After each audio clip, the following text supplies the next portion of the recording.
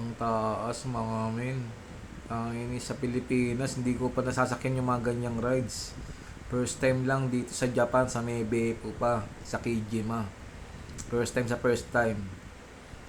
Kaya pag-isipan ko kung tutuloy ko ba o hindi. Ang ini sa napakataas oh.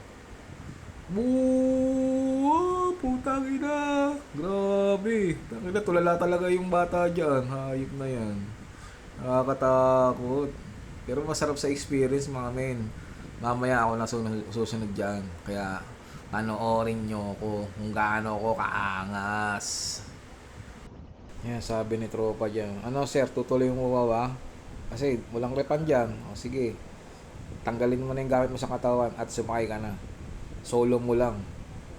Yan, solo ko lang yan mga men. Putang ina. Nakapunta ako ng USJ, di ko na try yung ganyan kasi per grupo kasi kami, hindi yung kanya-kanya eh. Dito lang sa Kijima, sa Beppo, first time mga men. Ina. Panoorin nyo ko dyan kung gaano ko kaangas. Ina. Pero yung kaba ko dyan, okay lang ina, napakataas. Dinataas na ako dyan, no. Ayun, no. Last sign, PCO. Ina. Pagkataas, kakatakot. Tangina, di lang talaga pwede yung Insta360 sa aking GoPro. Ang sarap sana kung pwede. Kaso ayaw talaga eh.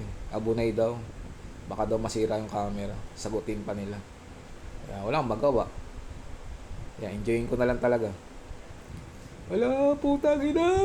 Putang ina talaga. Putang ina talaga. Putang ina, naiiwan talaga yung kaluluwa ko sa taas. Yan, kababala ng kaluluwa ko. Putang ina, may aftershock ba? Pero great experience mga men. Apakasaya. So putang inis. Daig ko pa yung may jet lag dyan, no. Ay na. Ang kaluluwa ko nasa likod ko, yun, no. Putang, kita nyo.